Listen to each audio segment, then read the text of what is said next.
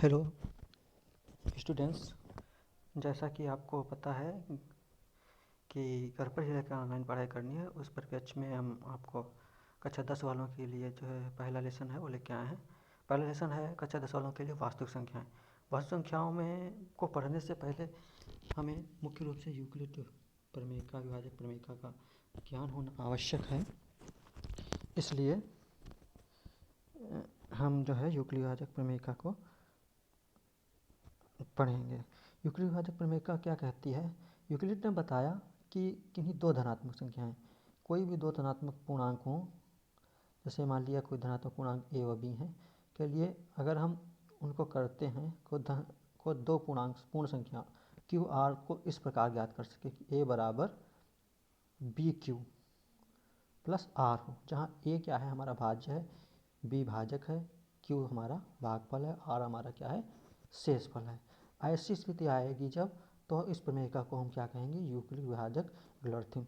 छोटी कक्षाओं में हमने पढ़ा है सूत्र भाज्य बराबर भाजक गुणे भागफल प्लस शेषफल, वही है हमारी यूक्लिड विभाजक प्रमेय का। उसके बाद आगे आती है हमारी यूक्लिड विभाजक एल्गोरिथम। यूक्लिड विभाजक एल्गोरिथम क्या कहती है?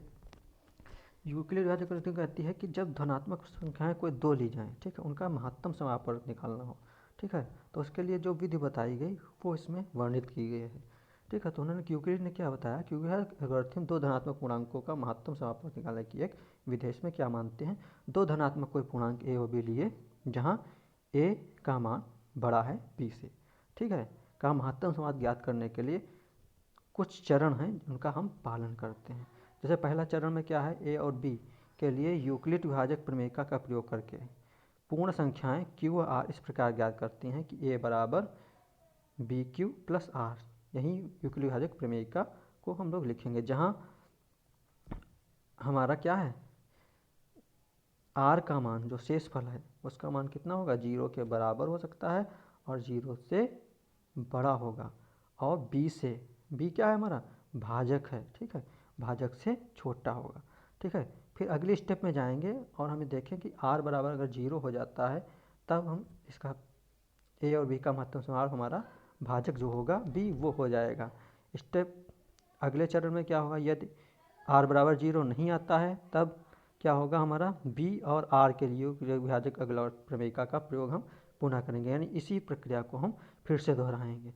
यह प्रक्रिया तब तक चलती रहेगी, कब तक, लगातार, जब तक कि शेषफल शून्य न हो जाए। आइए इस पर आधारित हम एक सवाल भी आप लोगों को समझा देते हैं। जैसे हमारा प्रश्नावली 1.1 का पहला सवाल है कि 135 और 225 को लेकर यूक्लिड विभाजक प्रमेय का प्रयोग करना है।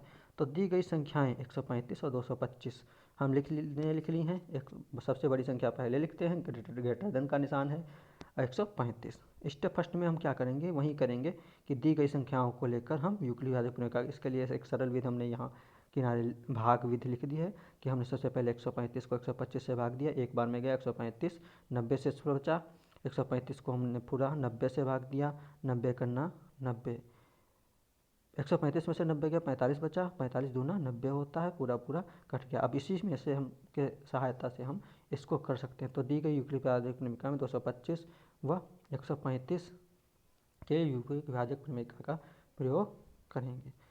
225 और 135 एक अन्ना एक बार में गया, प्लस 90 शेषफल बचा। शेषफल आर बराबर कितना है, 90। हमें यहाँ पे शेषफल शून्य प्राप्त नहीं हो रहा है, शेषफल शून्य प्राप्त नहीं हो रहा है, तो हम क्या करेंगे,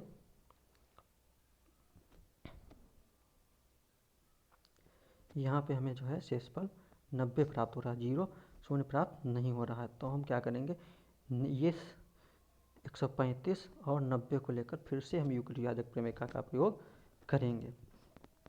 तो स्टेप सेकंड में क्या आता है, स्टेप सेकंड में हम जाएंगे तो 135 व 90 को लेकर पुनः यूक्लिड विभाजक प्रमेय का प्रयोग करेंगे। तो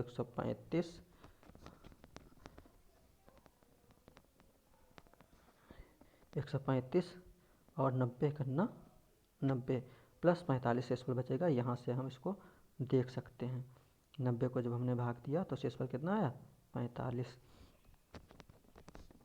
अब 45 शेषफल बचा हमारा, तो शून्य, अब हमारा शेषफल कितना आया, 45, यानी हमारा अभी भी क्या हुआ, 0 नहीं हुआ। तब हम क्या करेंगे, इस 90 और 45 को लेकर पुनः यूक्लिड विभाजक प्रमेय का प्रयोग करेंगे। जब पुनः यूक्लिड विभाजक प्रमेय का प्रयोग करेंगे तो 90 बराबर 45 दूना कितना होता है 90, और शेष फल में कितना प्राप्त हो गया, 0 मिल गया। यही हमारा क्या हो जाएगा, आंसर हो जाएगा। यहीं तक हमको हल करना है इसको, ठीक है।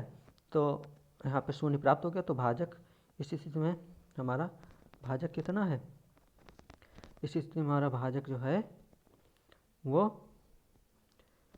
45 है। तो हमारा महत्तम सफल कितना हो जाएगा, 45 हो जाएगा, ठीक है। अब इसी पर आधारित हम आपको और सवाल देंगे, वो आपको लगाने हैं, वो आपको हम